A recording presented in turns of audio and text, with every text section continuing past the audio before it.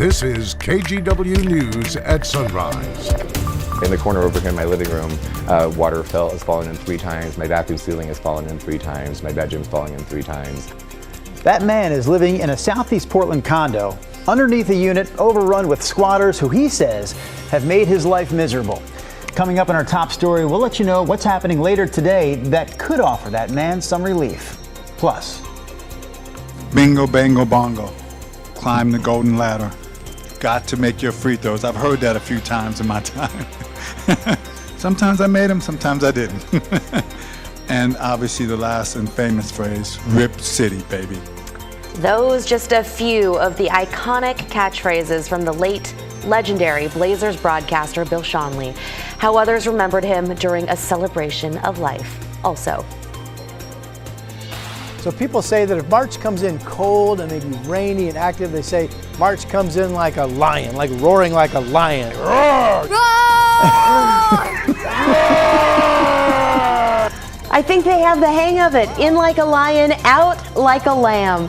Coming up this morning at 5:15, Rod talking to the second graders there at Springville Elementary about that old weather proverb. it is a Tuesday morning here on the Sunrise Show. That again is coming up at 5:15. There are 2 times of the year that I look forward to because of sounds you make. You do a great ho ho ho around the holidays. Wow, you do. Ho, ho, ho, ho. We didn't have to wait till December. And you do a great roar like a lion when March comes in like a lion. We'll save that for later in the show. Got to build my pipes up. There you go. Here's a look at our radar this morning. This is generally going to move forward as a dry day, but we are watching spotty showers this morning, and we're going to continue at least a spotty shower chance in the forecast. Most of that action is north coast and up north of the Columbia River right now. It's dry to the south, and we actually have some fog that's developing south of Portland down through Corvallis and the Salem area. Fog advisory has been popped up. So pretty quiet overall out there this morning. We're at 39 degrees, mostly cloudy skies up top. Winds are light. We'll be partly sunny, becoming 47 at noon, and we'll try to get up to about 53 degrees for a nice quiet Tuesday. Back to you. All right, more from Rod coming up here shortly. Right now, though, we start our local news coverage this hour in Southeast Portland, where squatters have taken over a vacant condo. The man who lives downstairs says they've created a nightmare for him, doing everything from shooting guns out the window to flooding his unit. So today, that condo is going up for auction, and the downstairs renter told KGW's Blair Best he hopes the new owners will force those squatters to leave. The sound of rain is normal for Portland this time of year. But this is something different. Slowly it just leaked until my ceiling completely just collapsed in on us. Just water everywhere. A tarp now takes the place of Lucas Porter's kitchen ceiling in his Southeast Portland condo. Above him, a group of squatters. As soon as that place became available, it's just been, I've seen hundreds of people come in and out of the apartment upstairs. He says there's been everything from gun violence, But they'd usually shoot like out their windows. to fights, and music loud enough to knock the pictures off his wall. But it became unbearable when they started flooding the upstairs unit.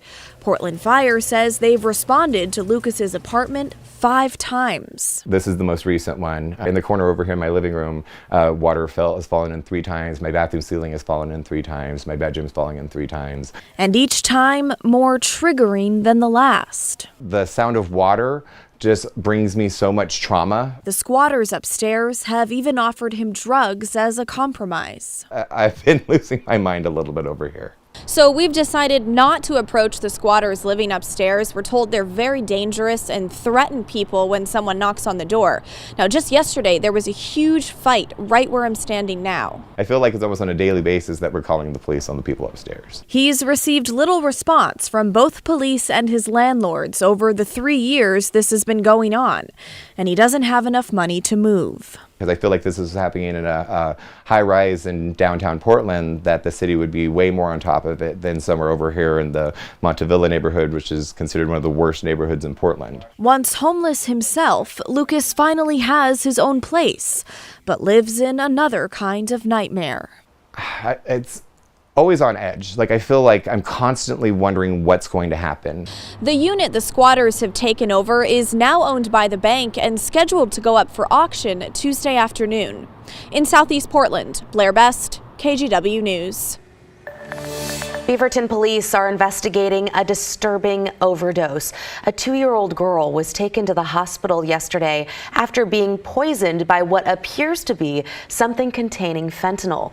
People living around 22nd Avenue and Highland Court in Beaverton called 911 when they say they heard someone screaming yesterday afternoon. Officers found the toddler unconscious in a car. They say she wasn't breathing and didn't have a pulse. First responders gave her CPR and several doses of Narcan, which can reverse an overdose. The little girl regained consciousness on the way to the hospital. Police aren't saying exactly how she got a hold of the fentanyl, but say the drug can look like a lot of things. Again, the concerning point is that fentanyl can be disguised in anything. It can be disguised in something that looks like an over-the-counter medication, something that looks like a prescription pill, or even candy. I can't get into the details about what the form was that this 2-year-old ingested, but again, it appeared edible to a toddler.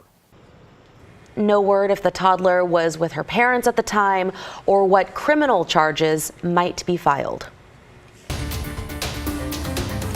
We have an update this morning on a push from some parents in the Westland-Wilsonville School District who were trying to get several books banned from their schools. So at a meeting last night, the superintendent announced that the district was going to go against the parents' wishes and keep those books in schools. But the district also said it will restrict 2 of them to just the high school level. One of those books is titled Me, Earl, and the Dying Girl. The other is a novel titled Crank. A committee made up of parents, teachers, librarians, and other community members reviewed the books. The people that wanted them banned say they have too much sexual content for kids. We heard reaction last night from people who were both for and against the idea of the book ban. We think we're going to continue the dialogue and just continue to express our concerns with regards to the lack of policy and just with how the committee process was. And most of these people that are in here talking against it, I guarantee you, they didn't pick up those books and read them cover to cover. The committee's decisions on the books in question will stand for at least the next 3 years.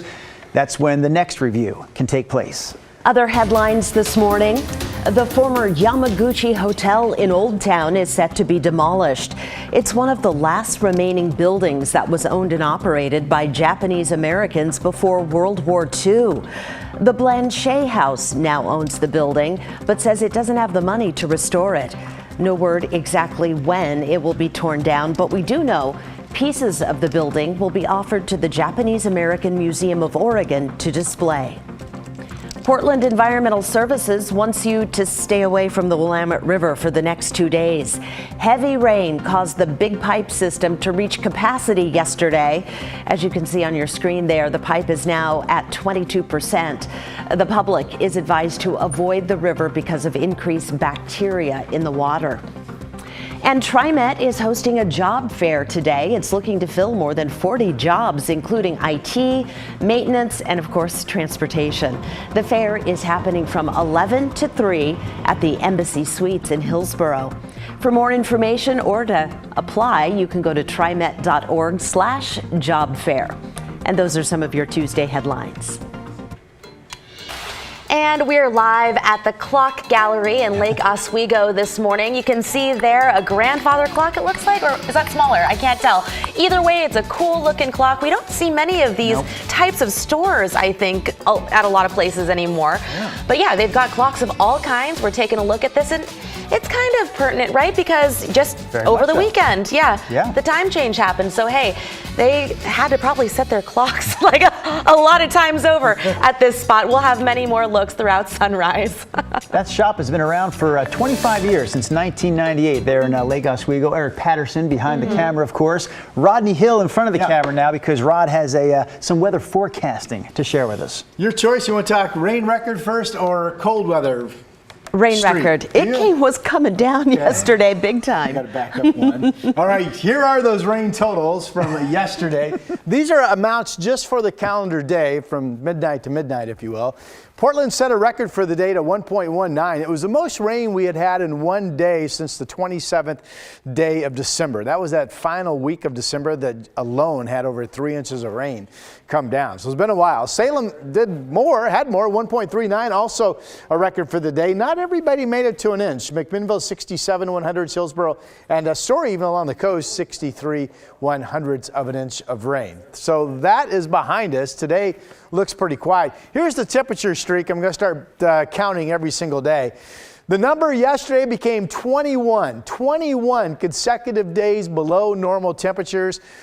High confidence that today will become day 22, and we may, even with a warmer Thursday expected, we may still average below normal even on Thursday for the date. So this is an impressive consecutive day number for any type of weather run for any season.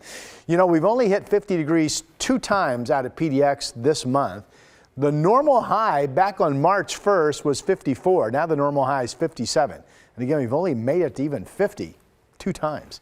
Okay, here's what's going on. There's a nut. Look at this. Crazy, right? Another big push of moisture hitting California. You can see the ball of moisture and the heavy rain and some snow up in the Sierra. We're feeding off of this cold upper level low sitting in the Gulf of Alaska, and it is fueling some spotty showers, mostly along the north coast and up north of the Columbia River this morning. Most of you watching, good morning by the way, will stay dry today, but there's a spotty shower chance included in the forecast. Here are the numbers. Notice it's cooler down in Salem, 33. We have fog pockets down in this area. Eugene, Salem, over in the Corvallis. The dense fog advisory has been posted through 10 o'clock this morning. 39 warmer in Portland, 40 up in Kelso. That low I showed you on satellite picture, it's going to turn into areas of snow up into Bend and southeast and eastern Oregon. We see the areas in blue. That's coming your way later today. Yeah. All right, high temperatures for Salem, Corvallis, McMinnville, 50 to 51 degrees. Fog areas, partly sunny skies coming. Winds will be light. Similar numbers up through southwest Washington with that spotty shower chance currently ongoing. Longview, 52. Here's the 7-day. Still looks like Thursday could get to 58, but notice if we start off at freezing, this will still be a day that averages below normal. We're just underachieving lately in the temperature department. All right, I'm supposed to continue talking. I was just told by my producer. Waiting with bated breath we are. Yes. All right, that's me on the chalkboard. It used to be a chalkboard, now it's a whiteboard. This is Springville Elementary out in Beaverton, and we were talking weather and the cold March pattern, roaring like a lion, coming up.